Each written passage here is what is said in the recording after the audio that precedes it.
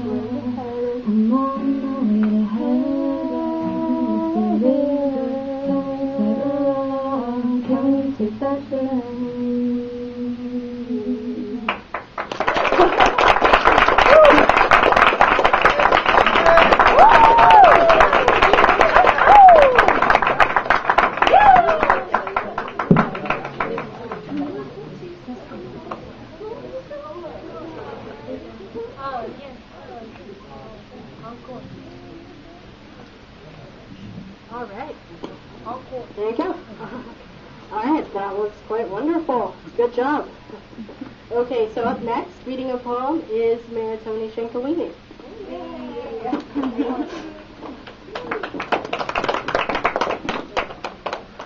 Alright, this is a poem called Slip of the Tongue by Adriel Luis, I guess. Alright. My glance burned through her, and I'm sure that such actions aren't foreign to her because the essence of her beauty is, well, the essence of beauty. And in the presence of this higher being, the weakness of my masculinity kicks in, causing me to personify my wannabe big boss. I'll call it God's gift to the female species with the shiny shit rapping right like, yo, what's cracking? How you living? What's your style? What's your style? I think it's style, yo. Now this girl, she was no fool. She gave me a dirty look with a quickness like, well, you must be stupid. And I'm looking at myself, well, you must be stupid. But looking upon her, I am kind of feeling her style.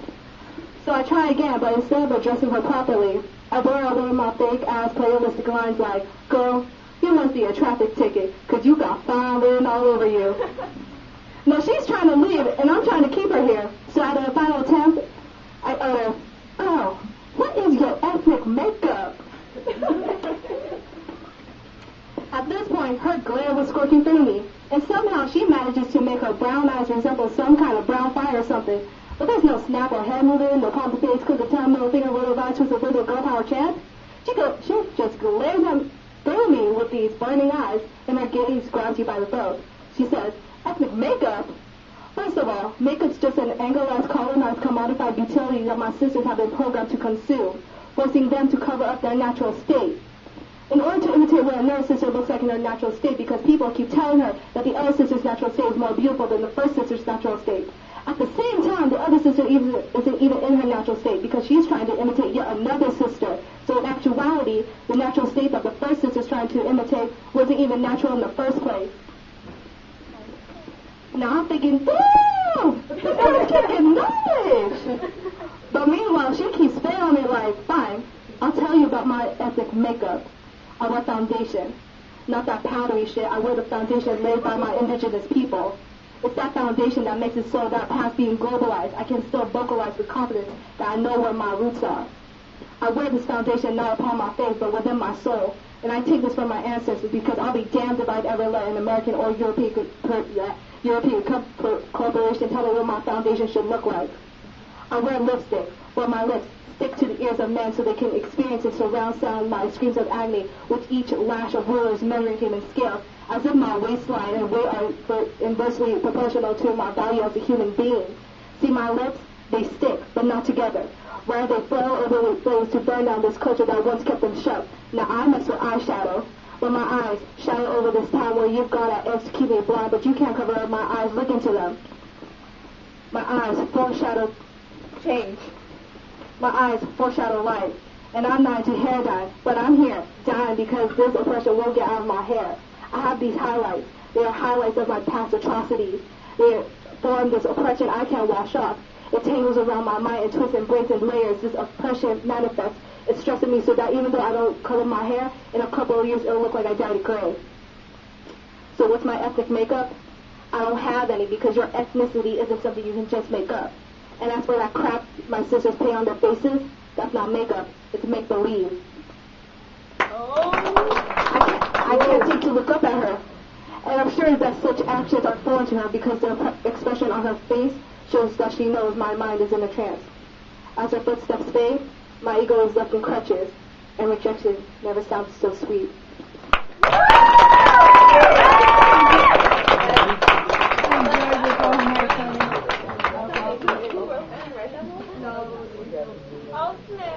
That was powerful. Yeah. There's a video of it. Yes, and now there's a video of it, you see. Yeah, it's going to be on our website. Awesome. I think I'll download that. Alright, up next is another musical performance by Jessica Massey and Amber Smelser.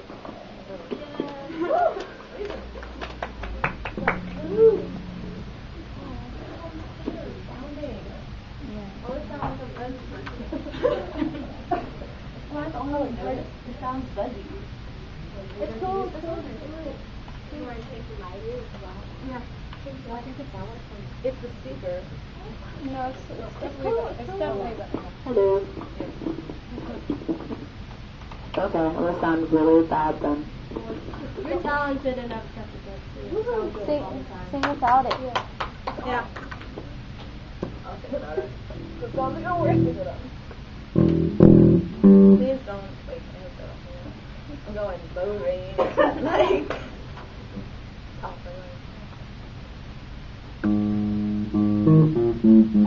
song Amber Rose.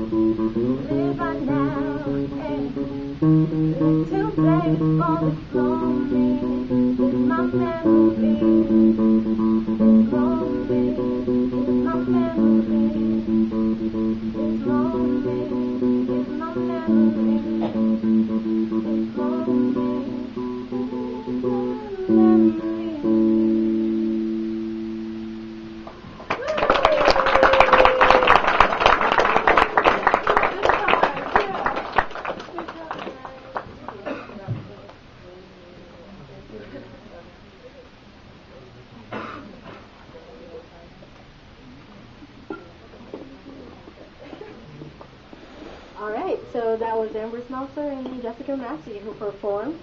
Amber Smeltzer will also be reading a poem. Again.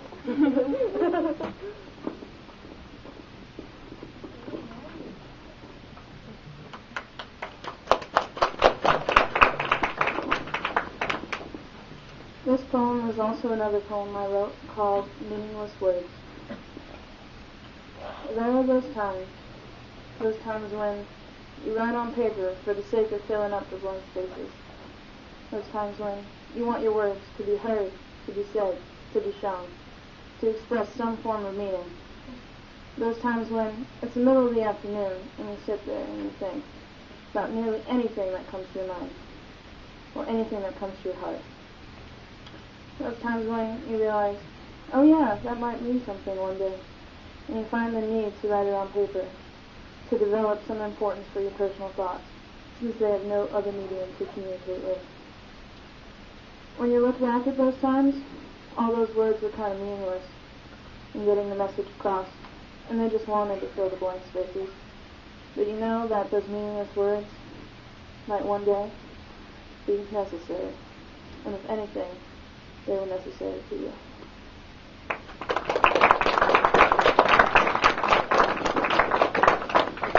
Alright, thank you for that lovely poem. Alright, so I understand that some of Ms. Aguilar's students have some poems that they have written and would like to recite here. Yeah?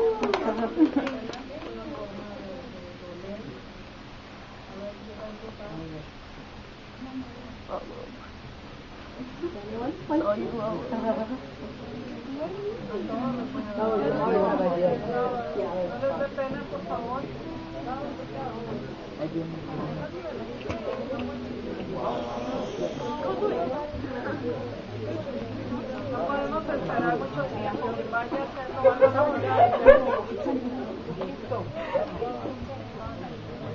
Is there coffee? Is there coffee? What would you like to read? Alright.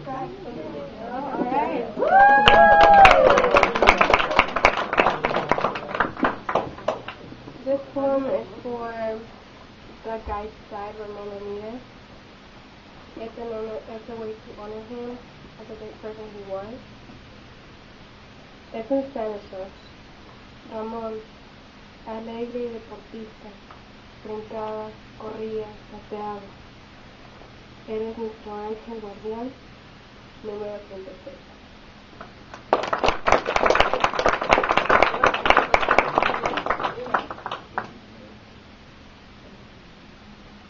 Ramón, happy.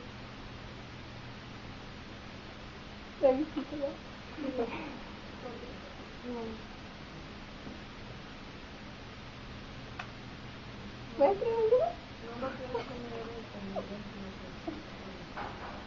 pero para las personas que no saben.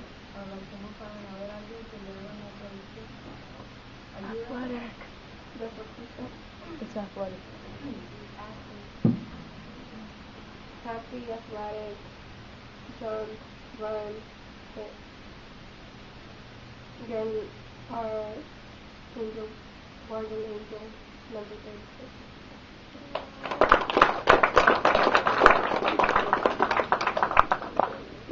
Would anyone else from Aguilar's class like to recite a poem for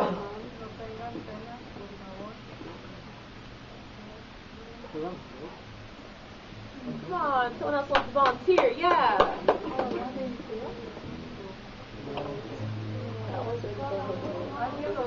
That Lola.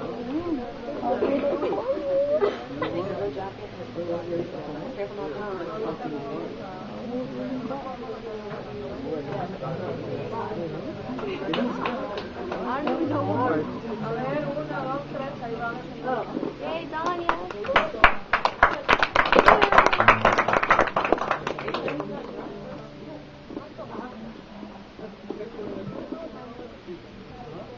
Ramon, intelligent, bright, runs, lives, smiles. I miss you and love you, and you're my guardian angel. Jesus.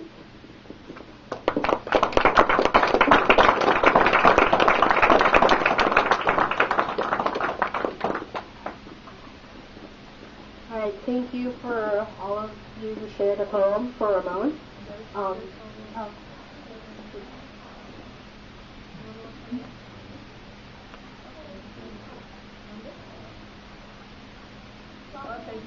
Anybody else? ¿Alguien más? ¿Alguien más habría? ¿Señor Martínez? ¿Alguien más? No, ya se puede. Nadie se les va a cortar. Es algo muy bonito que tiene que salir del corazón. Pero no podemos estar haciendo sonar las personas. Y van a ir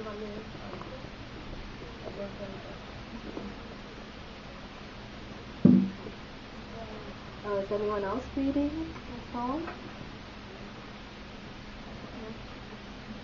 Oh, all right. Well, thank you for sharing, and I know that Ramon will forever be in our hearts. He was, he was a great student. I've known him since sophomore year, very smart, and we have lost a great mind in our generation. But we will keep him alive through our memories and in our hearts. Right? Thank you for that. And now I'm going to read a poem about creativity and how it's used to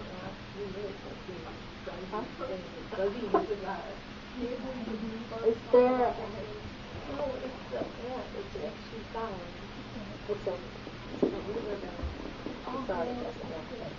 Alright, so I am going to be reading a poem in which creativity is used to pretty much give hope to people in countries or in regions where they feel like they've been politically oppressed or that they don't have any hope. So one is from Mahmoud Darwish, who is Palestinian, and I don't know if you guys know about this, but since the creation of the state of Israel, there's been this pretty much war between the Israelis and the Palestinians. And so I'm going to read a poem from each side, and each side pretty much gives their own account as to how they feel oppressed by the other side. So if any of you guys are either Israeli or Palestinian, I'm not picking any sides. Excuse me. I'm not judging one side. I'm merely just showing how they feel. Okay.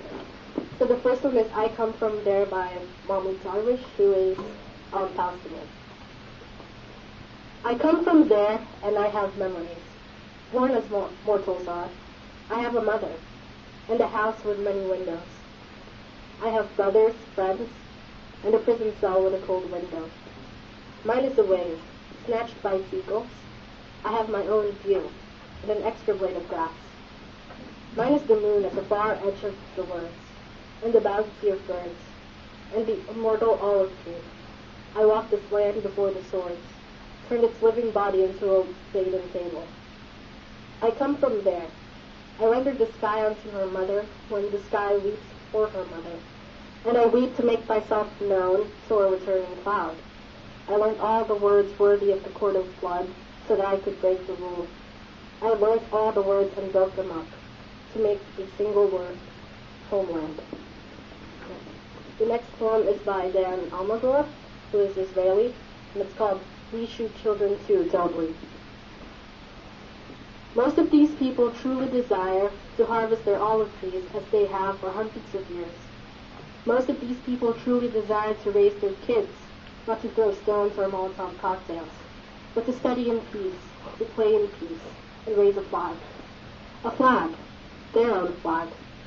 Facing that flag, to cry as we did, that night then, excited as we were. And we have no right in the world to rob them of this desire, this flag, these tears. These tears, which always come after all the others, let us start preparing our defense. We will need it soon enough, those who actually did it and those who still do.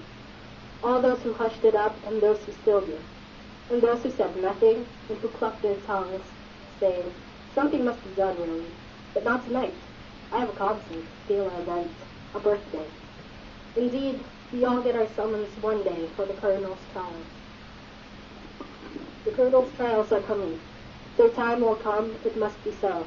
The trials of the generals, the colonels, and the division, the battalion, the platoon commanders. There is no escaping it. This is how history works. What shall we say then? What shall we say to the colonels, the captains, the corporals say? What will they say? What will they say of those terrible beatings, the brutality of houses blown up, and most of all, the humiliation. That humiliation of patients forced to wipe off the writing on the walls, of old men forced to take down a flag from an electric pole, or electrocuted or fell and broke their legs, of the old water carrier whom soldiers ordered his donkey off and rode on his back just for fun. We turned a deaf ear. We turned a deaf heart, mean, arrogant, and dumb. Who do we think we are? Who gave us the right to be so deaf, so dumb, ignoring the obvious? They are as human as we are, at least as we used to be, only 41 years ago. No less diligent, no less smart, as sensitive, as full of hope. They lost their wives and children as we do no less. And our children now shoot theirs with lead, plastic bullets, and gas. The Palestinian state will come to pass. It will. Not a poet wrote this. History will. And seasons will come and seasons will go. And life goes on as we very well know. Weddings and birth and death all the same. It's just the shame of it. The shame.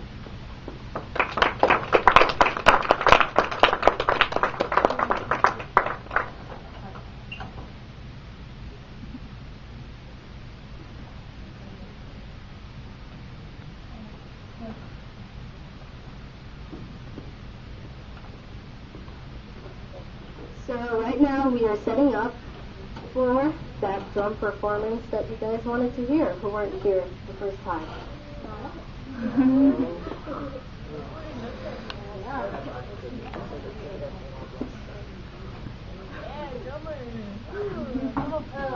By the way, Kalen plays the drummer.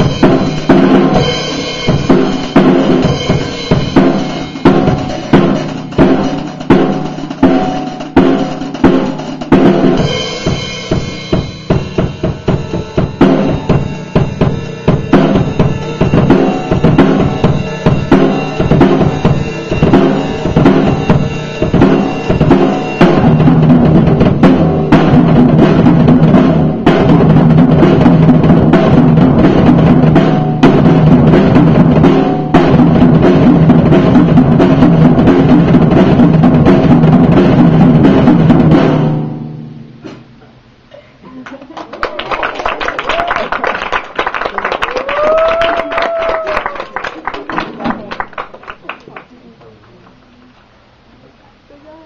job, man.